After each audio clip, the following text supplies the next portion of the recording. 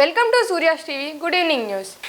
Ibrahimpatnam circle inspector, mandal తహసీల్దార్, MPDO, municipal అధికారులు, సచివాలయాల సెక్రటరీలు, రెవెన్యూ విలేజ్ విఆర్ఓలు, ఆయా శాఖలకు సంబంధించిన అధికారులు పాల్గొన్నారు.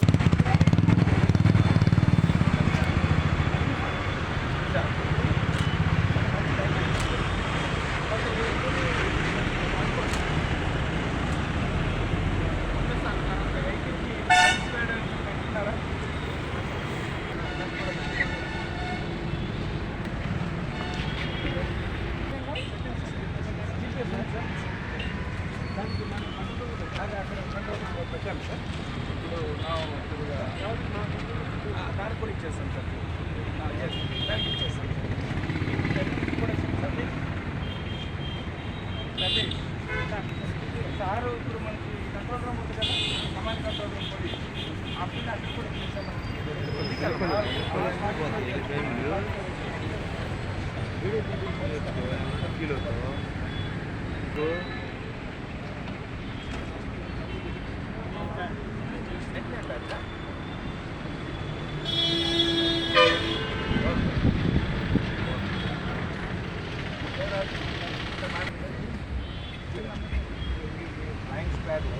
వీటితో పాటు ఇద్దరితో పాటు లోపల మరి ఆ వీడియోగ్రాఫర్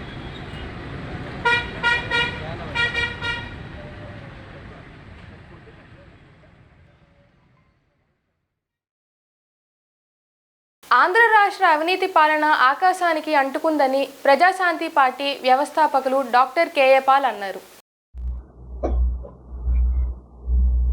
ఆంధ్ర రాష్ట్రం అవినీతి పాలన ఆకాశానికి అంటుకుంది. 25,000 కేజీల, గ్రాములు కాదు, కేజీల డ్రగ్స్ ఎలక్షన్లో వాడటానికి డబ్బు పంచుతుంది సరిపోక, భూములు ధూములు మందులు పంచుతుంది సరిపోక, 60 లక్షల నిరుద్యోగులకి ఉద్యోగాలు ఇవ్వలేదు సరికదా, ఇప్పుడు డ్రగ్స్ ఇచ్చి వాళ్ళ బ్రెయిన్ని డ్యామేజ్ చేసి సరిగ్గా ఆలోచించలేని పరిస్థితితో ఓట్లేయించుకోవడానికి జరుగుతున్న కుట్ర. సిబిఐ ఎంక్వైరీది తెలియగానే నేను డిమాండ్ చేస్తున్నాను, మరొకసారి మీడియా ద్వారా నిష్పక్షపాతంగా ఎంక్వైరీ చేయండి. విశాఖపట్నంలో ఉన్న ఎంపీలు, ఎమ్మెల్యేలు ప్రోత్బలంతోనే ఈ డ్రగ్స్ బినామీ అయిన జగన్ మాఫియాకు ప్రజలకు మధ్య యుద్ధం జరుగుతోంది. కొందరు పోలీసు ఉన్నతాధికారులు ఐపీఎస్ల కాకుండా జగన్ పోలీస్ సర్వీస్ అంటూ ఉందని కేసినేని మండిపడ్డారు.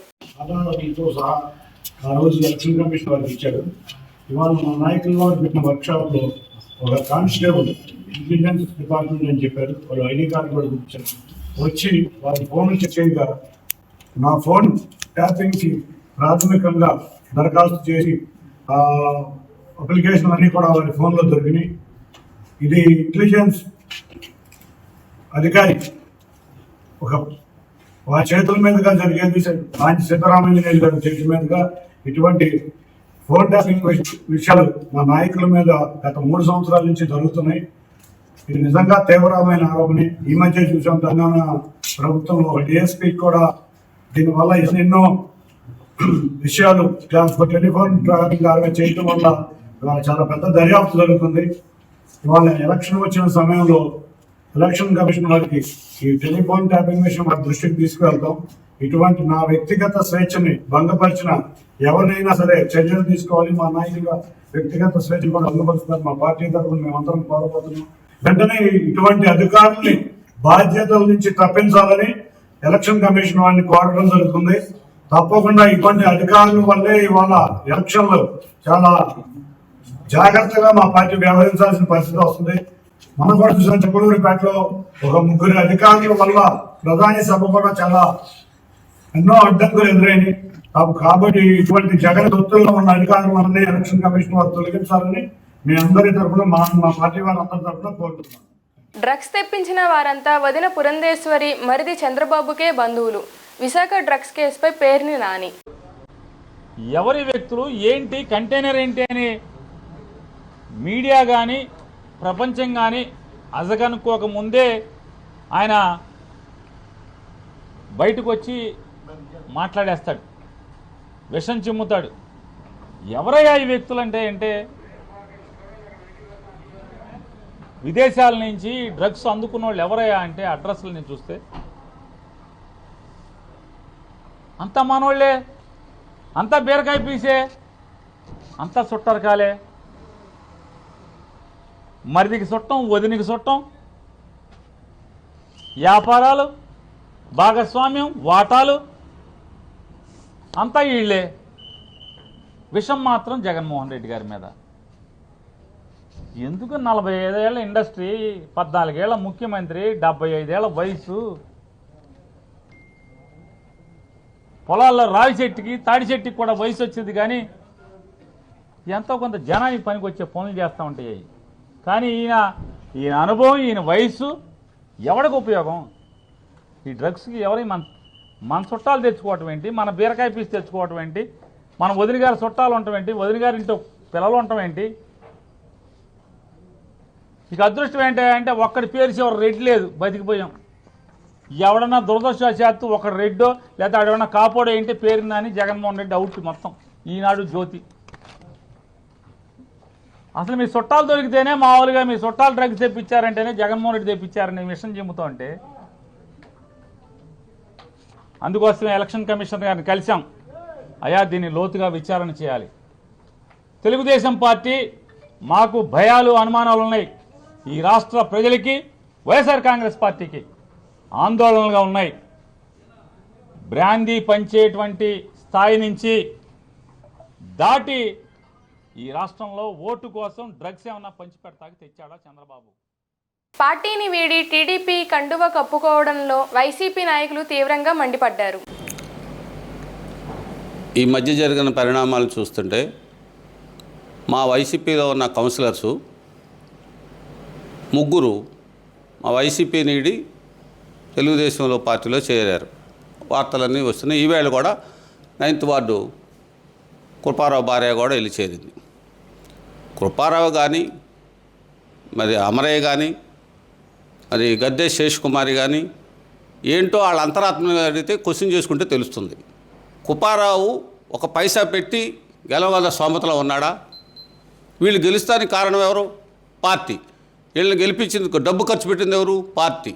అనామకులను లాంటి వాళ్ళని తీసుకొచ్చి నించోపెట్టి పార్టీ డబ్బు ఖర్చు పెట్టి గెలిపిస్తే ఇవాళ మీరు ద్రోహం చేసి, పార్టీకి ద్రోహం చేసి, డబ్బుకు ఆశించి ఆ పార్టీలోకి వెళ్ళారు. అంతేకాకుండా వీళ్ళు నిన్నే వచ్చి అరుణాన్ని కలిశారు. ఈ వెళ్ళిన కృపారావు వాళ్ళు నిన్న ఈ టైంలో కూడా అరుణాన్తోనే ఉన్నారు. సరే వాళ్ళేదో డబ్బు ఇస్తాను, మాకు అంత ఇస్తున్నారు, ఎంత అంటే వెళ్ళండి, మా పార్టీలోనే ఉండండి, వెళ్తే వెళ్ళండి, మళ్ళీ తిరిగి మా పార్టీలోకి రండి అని కూడా చెప్తుంది జరిగింది.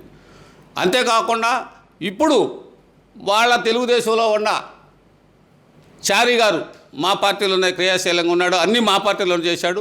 ఇప్పుడు కూడా ఆయన మాతో టచ్లోనే ఉన్నాడు. మరి అమరయ్య గారు చూసుకుంటే అన్ని సహాయాలు చేసాం అమరయ్య గారికి. గద్దె రమేష్ గారికి నిన్న కాకపోయినా వారం కింద కూడా ఏం చేసామో ఆయన అంతరాత్మ తెలుసు. పబ్లిక్లో ఎట్లా చెప్పలేకపోతున్నాం. ఆయన అంతరాత్మ క్వశ్చన్ చేసుకుంటే ఎంత తీసుకున్నారో, ఏం చేశారో కూడా తెలుసు. మరి కృపారావు కూడా ఏం చేసామో కూడా అతను అంతరాత్మ తెలుసు, వాళ్ళ భార్యకి తెలుసు, అన్నీ తెలుసు. ఇలాంటి వ్యక్తులు పార్టీని నమ్ముకొని పార్టీ గెలిపిస్తే పార్టీకి ఏదో తల్లిపాలు తాగి తల్లు రొమ్ము గుడ్డేలాగా చేస్తాం. ఎంతవరకు సమంజసం? వాళ్ళ అంతరాత్మ క్వశ్చన్ చేసుకోమని కోరుతున్నాం. వెళ్ళినా ఏం లేదు, మళ్ళీ మాదే గవర్నమెంట్ వస్తుంది. వెళ్ళిన వాళ్ళందరూ కూడా మళ్ళీ మా దగ్గరికి వస్తారు. ఇది జరిగే నగ్న సత్యం. కనుక మీరు మోసం చేసుకొని, మీ అంతరాత్మని మీరు మోసం చేసుకొని డబ్బులు కమ్ముడిపోయారు. కనుక మళ్ళీ తిరిగి మాలోకి వస్తారని ఆశిస్తూ పెనమలూరు నియోజకవర్గం నుంచి వైసీపీ అభ్యర్థిగా పోటీ చేస్తున్న తాను సుమారు 25,000 ఓట్లు మెజారిటీతో విజయం సాధిస్తానని రాష్ట్ర గృహ నిర్మాణ శాఖ మంత్రి, పెనమలూరు నియోజకవర్గం వైసీపీ సమన్వయకర్త జోగి రమేష్ ధీమా వ్యక్తం చేశారు. ఈ పాటికే 25,000 పైచిలుకు మెజార్టీతో ఉన్నాం ఇక్కడ. సుమారుగా 7-8 సర్వేలు జరిగినాయి. 7-8 సర్వేల్లో కూడా పెనమలూరు గడ్డ మీద వైఎస్ఆర్ కాంగ్రెస్ పార్టీ జెండా ఎగరతా ఉంది. అది కూడా బ్రహ్మాండమైన మెజార్టీతో 25,000 పైచిలుకు మెజార్టీతో ఉన్నామనేది అందరూ కూడా తెలిసిన నగ్న సత్యం. ఈ పరిస్థితుల్లో ఎవరు వచ్చినా ఆఖరికి చంద్రబాబు నాయుడే రమ్మని అడిగాం, రాలేకపోయాడు. వీళ్ళందరూ కూడా మాకు ఒక లెక్క కాదు. ప్రజల గుండెల్లో బలంగా ఈ రోజున పార్టీ లేకుండా, కులం లేకుండా, మతం లేకుండా ఆఖరికి తెలుగుదేశం పార్టీ జెండా ఉన్నా, చంద్రబాబు నాయుడు ముఖం ఉన్నా, లేకపోతే పవన్ కళ్యాణ్ గారి జెండా ఉన్నా, పవన్ కళ్యాణ్ గారి బొమ్మ ఉన్నా, ఏ పార్టీ ఉన్నా, ఏ మొహం ఉన్నా సరే జగన్మోహన్ రెడ్డి గారు మాత్రం ఆ జెండా చూడాల, ఆ ముఖాన్ని చూడాల. అర్హులా కాదా, పేదలా కాదా, వాళ్ళందరికీ కూడా అన్ని సంక్షేమ ఫలాలు, అమ్మఒడి దగ్గర నుంచి, చేయూత దగ్గర నుంచి, ఆసరా దగ్గర నుంచి, పెన్షన్ దగ్గర నుంచి, కాపు నేస్తం దగ్గర నుంచి, ఈబీసీ నేస్తం దగ్గర నుంచి, రైతు భరోసా దగ్గర నుంచి ప్రతి ఒక్క పథకం 30 లక్షల మంది అక్క చెల్లెమ్మకి ఇళ్ల స్థలాలు ఇవ్వడమే కాదు, ఇల్లు కట్టించే ప్రక్రియ కాదు. ఇన్ని పథకాలు శరవేగంగా జరుగుతూ ఉంటే 2019 ఎన్నికల్లో జగన్మోహన్ రెడ్డి గారికి ఓటు వెయ్యని వాళ్ళు సైతం ఈ రోజున జగనన్నకు ఓటేస్తాం. జగనన్నే పార్టీ చూడాల, జగనన్నే కులం చూడాల. మాకు పార్టీ ఏంటి?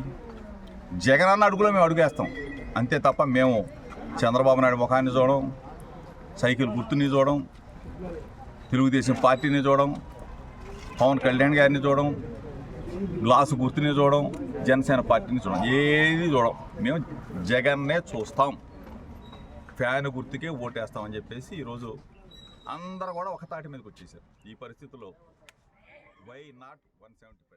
నందిగామ పట్టణంలో శుక్రవారం వైసీపీ వీడి టీడీపీలో చేరిన 3 కౌన్సిలర్స్పై వైసీపీ పార్టీ కో ఆప్షన్ సభ్యులు దాస్ చేసిన వ్యాఖ్యలను టీడీపీ నాయకులు తీవ్రంగా ఖండించారు. మీరు గౌరవ ఎమ్మెల్యే గారిని, ఎమ్మెల్సీ గారిని బూతులు తిట్టలేదా? వాళ్ళని విమర్శించలేదా? వాళ్ళపై మీరు ఒక ప్రసంగం మీటింగులు 2-3 సార్లు ఏర్పాటు చేయలేదా? ఏం మాట్లాడుతున్నారు దాస్ గారు? మీరు 10 మందికి మంచి చెప్పాల్సిన వాళ్ళు నోటికి ఏదొస్తే అది మాట్లాడితే కాలం సమాధానం చెప్పుద్ది. అదేవిధంగా తెలుగుదేశం పార్టీ గవర్నమెంట్ ఫామ్ చేస్తుంది. నందిగామ తంగిరాల సౌమ్య గారు అత్యధిక మెజారిటీతో గెలుస్తున్నారు. మీరు గతంలో ఎక్కడైతే ఉద్యోగం చేసి అవినీతిలో పాల్పడ్డారో అవన్నీ తీస్తాం, అవన్నీ తీసి నందిగామ ప్రజలకు తెలియచేస్తాం. మీరేదన్నా ఉంటే ప్రూఫులతో రండి, నేను కూడా వస్తాను. ఎక్కడికైనా ఏ విధంగా మాట్లాడడానికైనా. ఎందుకు మారామండి? 13వ వార్డు కౌన్సిలర్, 13వ వార్డు ఇన్ఛార్జి, 13 సంవత్సరాల నుంచి మీ పార్టీలో పనిచేసి ఈరోజు మేము పార్టీ ఎందుకు మారాల్సి వచ్చింది? పోస్ట్ ఆఫీస్ పక్క సందులో పైప్ లైన్ కావాలని చెప్పి లాస్ట్ 2019 అసెంబ్లీ ఎలక్షన్లకి మండుతో జగన్మోహన్ రావు గారు వచ్చి ప్రామిస్ చేశారు. ఆ తర్వాత సంవత్సరం క్రితం ఎమ్మెల్సీ అరుణ్ కుమార్ గారు వచ్చి పైప్ లైన్ ఇప్పిస్తా అన్నారు. ఎన్నిసార్లు అడిగాను నేను. ఆ ప్రజలు, ఆ సందులో ప్రజలు వాటర్ పైప్ లైన్ లేకపోయినా వాటర్ ట్యాక్స్ కడుతున్నారు. ఆ వాటర్ ట్యాక్స్ అయినా తీపించండి అని చెప్పి మేము ప్రాధాన్యపడ్డాం. కానీ మాకు అది జరగలేదు. గాంధీ సెంటర్ లో అప్పారావు గారి హాస్పిటల్ సందులో సీసీ రోడ్డు కావాలని చెప్పి ఎన్నిసార్లు అడిగాం. దాని గురించి మీరు పట్టించుకున్నారా? ఖమ్మ హాస్టల్ ఎదురుగా డ్రైనేజ్ కావాలి సార్ ఎన్నిసార్లు అడిగాం. బిఎస్ఎన్ఎల్ ఆఫీస్ రోడ్ లో గౌతమ్ హరి గారింటి దగ్గర కరెంటు పోల్ కావాలి సార్. అంకెంపూడి ఎదురుంగు సందులో మల్లిపక్క మధు గారింటి దగ్గర కరెంటు పోల్ కావాలి సార్ అని ఎన్ని విషయాలు మీ దగ్గర పెట్టాం. ఈ ఏ ఒక్క విషయమైనా మీరు చేశారా? మీరు 13వ వార్డులో ఏం అభివృద్ధి చేశారో మీరు చెప్పండి. రండి, ఇక్కడికి వచ్చి అభివృద్ధి చేశామని చెప్పండి. నేను ఒప్పుకుంటా. నా ప్రజలు కూడా దాన్ని స్వాగతిస్తారు. మీరు అభివృద్ధి చేస్తే మీతో ఉంటారు, లేదు నేను వాళ్ళకి అందుబాటులో ఉన్నానంటే నాతో ఉంటారు. మీరు ఏ అభివృద్ధి చేశారో 13వ వార్డులో మీరు తెలియజేయండి. మీరు చేసిన పనులు చూపించండి. ఇంకో అత్యంత బాధాకర విషయం ఏంటంటే నందిగామ కరెంట్ ఆఫీస్ పక్కన ఎన్ఎస్పి కెనాల్ ఉంది. వాటిలో ఉన్న డ్రైన్ మొత్తం ఎన్ఎస్పి కెనాల్లోకి వచ్చి చుట్టుపక్కల ఉండే ఇళ్ల వాళ్ళకి చాలా ఇబ్బంది పడుతూ ఆ ఎన్ఎస్పి కెనాల్ వాటర్ పంట పొలాలకి పంట సాగు నీటిగా వెళ్లేది పంట రైతులు ఇబ్బంది పడుతూ ఆ విషయం మీ దగ్గరకు వచ్చి ఎన్నిసార్లు చెప్పాను సార్. దాస్ గారు మీరు ఇవన్నీ గురించి క్లారిటీ ఇవ్వండి. క్లారిటీ ఇచ్చినప్పుడు మళ్ళీ నేను మీకు అందుబాటులోకి వస్తాను. డైరెక్ట్ గా మాట్లాడుకుందాం అనుకున్నా, ఫోన్ లో మాట్లాడుకుందాం అనుకున్నా, ఇక ప్రెస్ మీట్ల ద్వారా మాట్లాడుకుందాం అనుకున్నా నేను సిద్ధం, ఎప్పుడు రెడీగానే ఉంటాను. ప్రజలకి ఇప్పటికైనా పనిచేయండి, ప్రజలు మీతో ఉంటారు. లేదా ఉన్న కౌన్సిలర్లు కూడా నా దారి పడతారని దాస్ గారు మీకు చెప్తున్నా. ఇంకో విషయం ఏంటంటే మాకన్నా ముందు మీరు వెళ్లాల్సిన వాళ్ళు, అది మీ మనస్సాక్షి తెలుసు, మీ అంతరాత్మకు తెలుసు. థ్యాంక్ యూ దాస్ గారు. మనందరి కళ సీఎం వైఎస్ జగన్ కళ అని అందరి కళలను సాకారం చేస్తున్న వైఎస్ జగన్ని మరోసారి గెలిపించుకుందామని కైకలూరు ఎమ్మెల్యే డిఎన్ఆర్ అన్నారు. సేవకు ఎప్పుడు కూడా నేనున్నానంటూ తలుపులు తెరిచేటువంటి నాయకుడి కోసం ఎదురు చూస్తారు తప్ప ఇవాళ అక్కడ చంద్రబాబు నాయుడు, ఇక్కడ కామినేని లాంటి వాళ్ళకి ఎలా బుద్ధి చెప్పాలో ప్రజలందరూ సమాయత్తం అవుతున్నారు. ఆ రోజు దగ్గరలోనే ఉంది. బుద్ధి చెప్పి ఈ రోజున ఈ రాష్ట్రంలో మళ్ళీ వాళ్ళు ఇక్కడ ఉన్నటువంటి కామినేని కానీ పైన చంద్రబాబు నాయుడుకి కానీ మళ్ళీ రాష్ట్రంలో తిరిగేటువంటి పరిస్థితి లేకుండా చేసేయడానికి అందరూ కూడా సంసిద్ధంగా ఉన్నారు. మేమంతా సిద్ధంగా ఉన్నామన్నా డిఎన్ఆర్ అన్న, మేమంతా మీరే ముందుకు రండి అని చెప్పి ఈ రోజున మహిళలందరూ కూడా ముందుకు వస్తున్నందుకు ఈరోజు చాలా సంతోషంగా ఉంది.